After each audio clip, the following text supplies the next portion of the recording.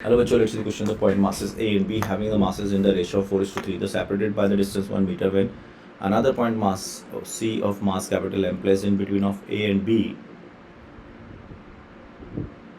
then between A and C is 1/3, and a force of between B and C is then the distance between C and D.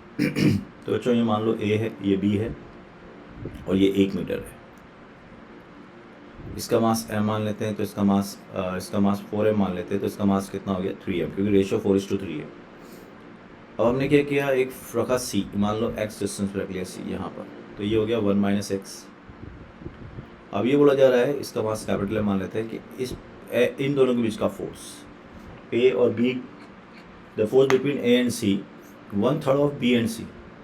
तो bc का force कितना हो गया, ये हो जाएगा g into 3m into capital M upon ये 1 metre है ना, अपॉन 1 - x का होल स्क्वायर. इसका 1/3 फोर्स है कौन, AC का फोर्स. तो g 4m into m upon x square, ये कैपिटल M. तो एक m कैपिटल M और g तो सब चले ही जाएंगे ये आराम से, ठीक है. तो बचा गया यहाँ पे 4/x स्क्वायर